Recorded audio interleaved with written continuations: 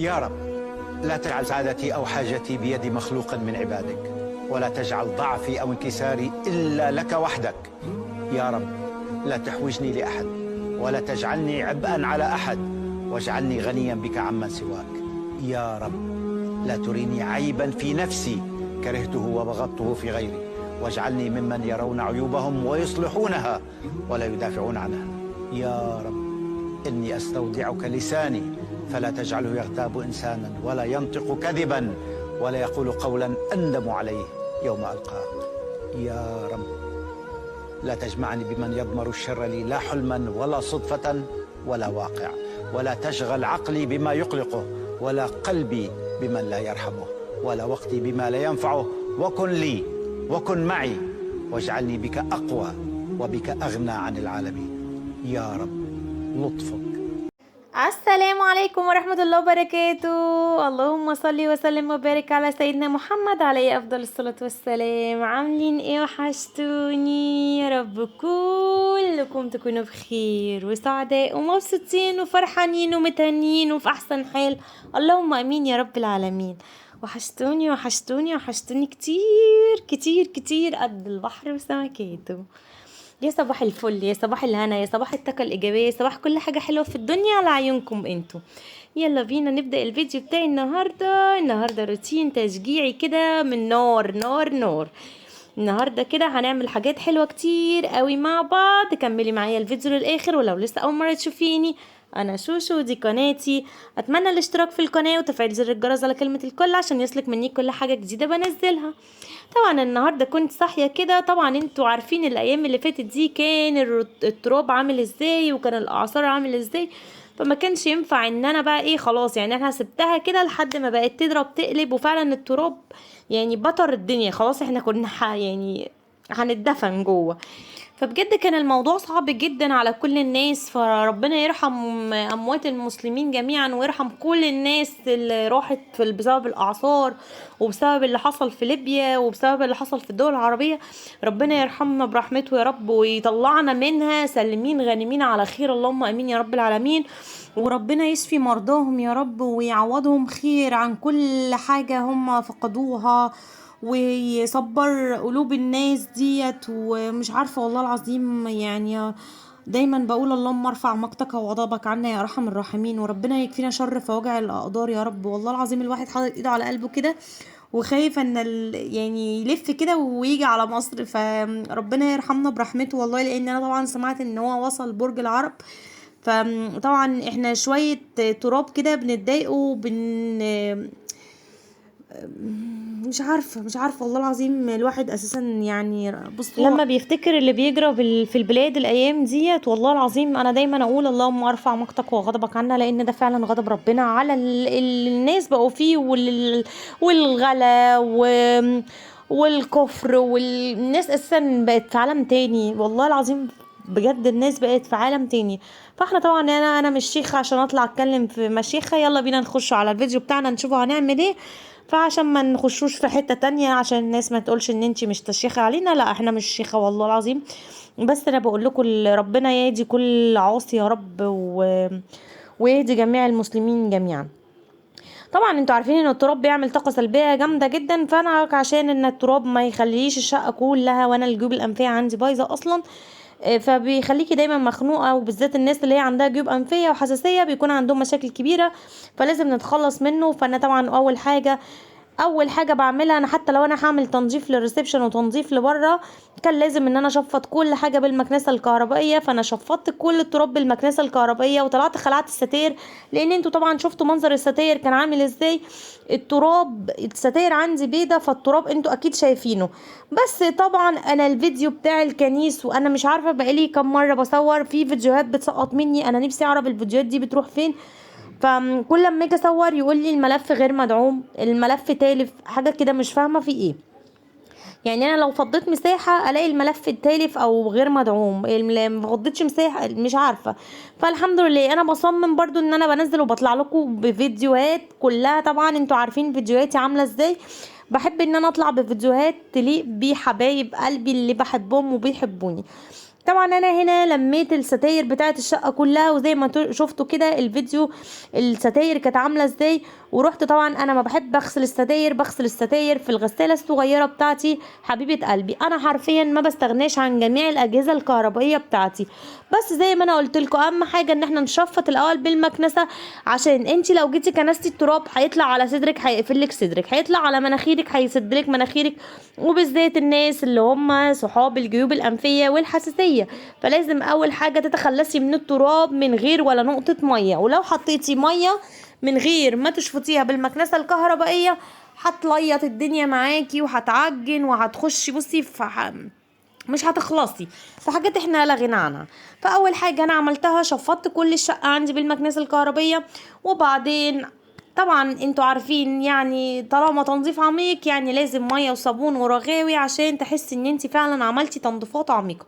فانا البلكونه طبعا البلكونه دي لازم كل فتره كده انا بعملها، وبالذات انتوا طبعا شايفين الميه عامله ازاي، التراب عامل ازاي، النجيله ديت بتلم كمان تراب كتير قوي، والتراب كان اصفر. وطبعا عشان تطلعي تنشري لو في حته وقعت منك كده ولا حته وقعت منك كده تلاقي الغسيل عندك مش نظيف، فلازم عشان تطلعي تنشري سوري ما هو لازم يا الجرس يرن يا الموبايل يرن كده، لازم كل ما اجي اسجل لازم يحصل حاجه فسوري.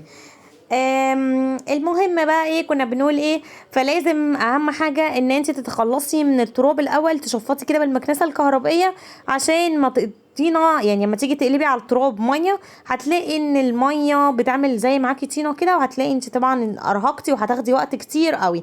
وانا اساسا اليوم دوت كنت قايمه متاخر من النوم، وكان يا دوبك فاضل ساعتين قدامي ان النور يقطع، فانا عشان كده انا خدت لميت اول حاجه فتحت عيني، اول حاجه عملتها ان انا لميت الستاير. بس صدقوني والله العظيم الفيديو ده ما اعرف راح فين، فلميت الستاير ورحت داخله مشغله الغساله، قلت بحيث ان هي على ما تتغسل يكون النور قطع، فبدل ما تقعد بقى ايه 3 4 ساعات تتغسل كده الحق اغسلها قبل النور ما يقطع، انا قدامي ساعتين.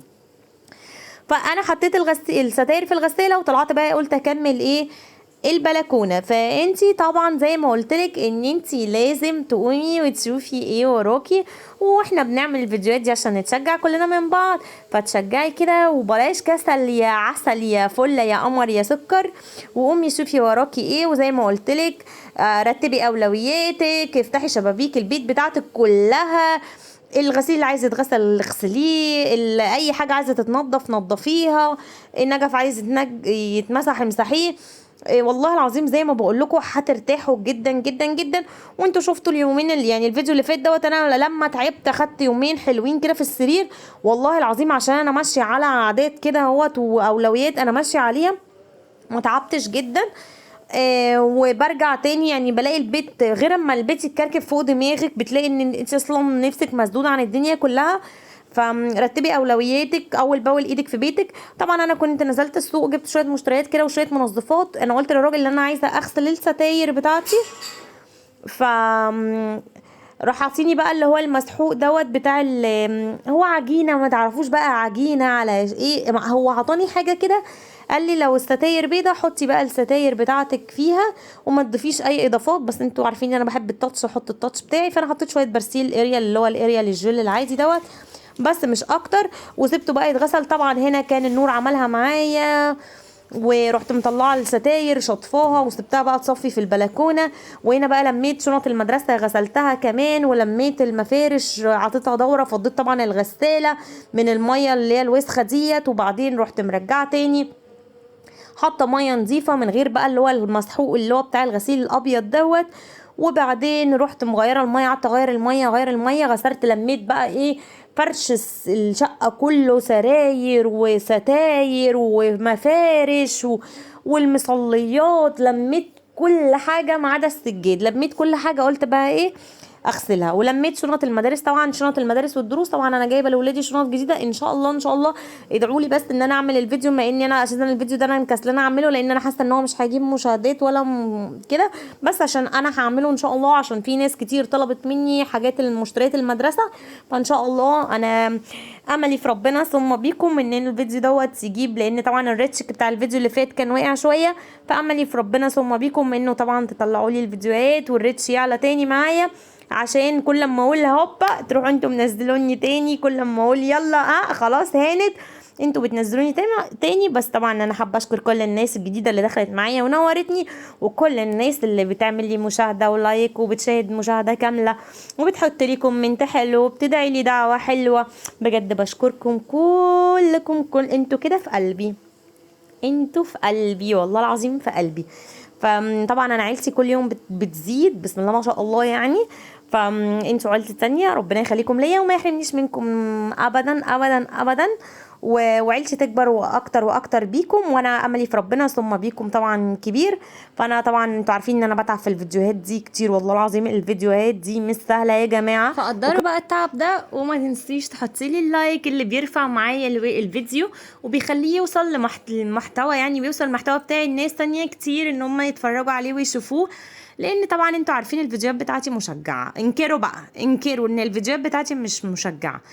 فيلا بينا نكمل الفيديو بتاعنا. انا قلت لك اول حاجه كده هتفتحي شبابيك البيت بتاعتك. انا طبعا كان النور هنا جه وبس، خلاص الدنيا كانت قربت تليل، فكانت بقى الغساله بتاعتي خلصت الغسيل، والغسيل بتاع الستاير بتاعي اتصفت وكده، فقلت اطلع انشره معاكم. طبعا في الضلمه الدنيا كانت قاطعه، فاوريدي انا دخلت طبخت واوريدي انا عملت المطبخ كله والنور قاطع، لان النور دلوقتي بيقطعهن ساعتين، بعد ما كان بيقطع ساعه بقى يقطع ساعتين وربع، ساعتين و10 دقايق، هم بمزاجهم.